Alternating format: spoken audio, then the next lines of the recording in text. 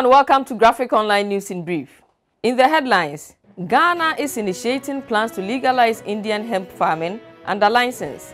Government to introduce National Standardized Test to transform educational sector. Ghana Medical Association and OccupyGhana condemn mass attendance of Sir John's funeral and want organizers prosecuted.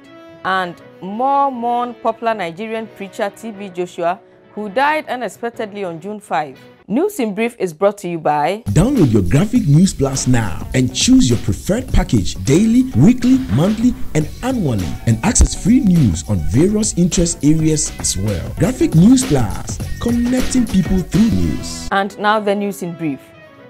The Narcotics Control Commission says it is initiating processes to legalize Indian hemp farming under license.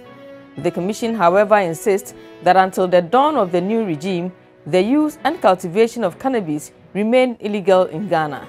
According to the head of communications and media relations at the commission, Francis Opoku-Amoah, the commission is in the process of submitting to Parliament a legislative instrument that will spell out in detail how one can qualify for a license.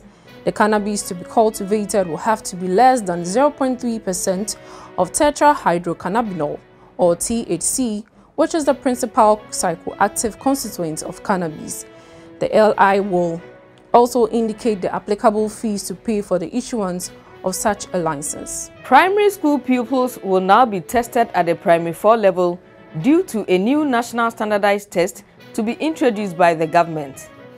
According to the Minister of Education, Dr. Yawosei Educhum, the test is to evaluate learning outcomes at the primary school level instead of after the junior high school level. Dr. Educhum was speaking during a press briefing in Accra on Sunday on government's agenda on education.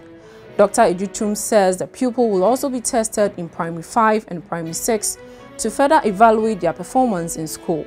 The aim of the test is to assess whether students can read or not, and also to help Ghana identify challenges in the education system.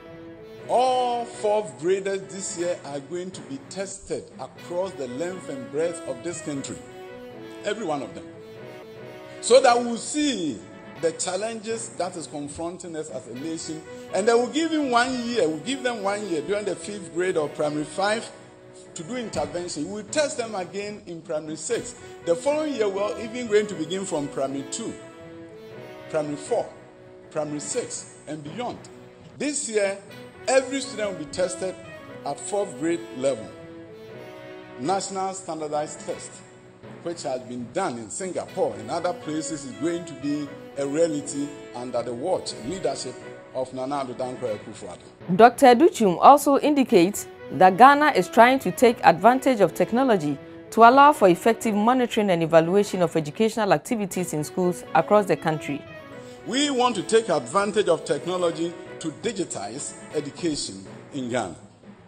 We have a dashboard that is coming that will allow the Minister for Education to log in and see the attendance of every district, to see how every district is doing, and when the test is deployed and administered, the results will be on a dashboard. There will be a public component where anybody in this country can log in and see how their district or school is doing across the length and breadth of this nation. Things are going to change. The Ghana Medical Association and pressure group OccupyGhana are asking the Ghana Police Service to investigate organizers of the funeral of former Forestry Commission boss Kwadwo Owusu-Afriyie, also known as Sir John. Mourners at the funeral grounds are reported to have flouted the social distance protocols, and the two bodies are demanding the prosecution of organizers to serve as a deterrent to others who intend to endanger the public. The General Secretary of the Ghana Medical Association, Dr. Justice Yankson, speaking during an interview on Joy FM, said the call for prosecution is important to ensure a reduction in the spread of COVID-19. Similarly, OccupyGhana has in a statement expressed worry that some government officials also joined to flout COVID-19 protocols instituted to help contain the spread of the coronavirus disease in Ghana. Dr. Yankson of the Ghana Medical Association says there are laws in place to govern the COVID-19 protocols and that they should be implemented. We operate under the rule of law as a country, and I don't see why the IGP if he's so-minded, cannot prosecute or investigate and subsequently prosecute. Of course, the prosecution, depending on how you're looking at the offenses, may involve the Attorney General Department proper. But the call for prosecution, we think that as a state that is governed by law, should be able to do the right thing.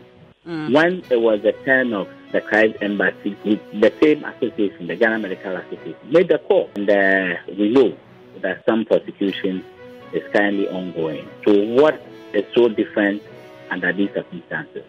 The baseline is that if protocols have been broken, if the laws have been breached, then ultimately power of the state has to fall on those who are mandated to ensure that the right things are done. Tributes have been pouring in for Nigerian tele-evangelist Prophet TB Joshua, founder of the Synagogue Church of All Nations, who died suddenly on Saturday evening.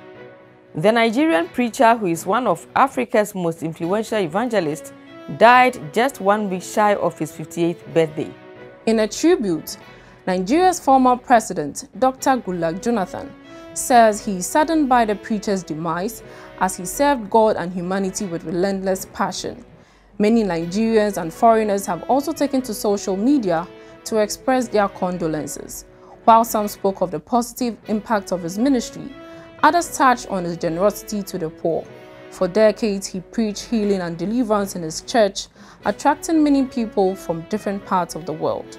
Thank you for watching. We will see you again tomorrow with another edition. Stay safe and protect yourself from COVID-19. For more news, visit graphic.com.gh or log on to Facebook at Daily Graphic and on YouTube at GraphicGH. I'm Ama Amankwa Befi. Subscribe now.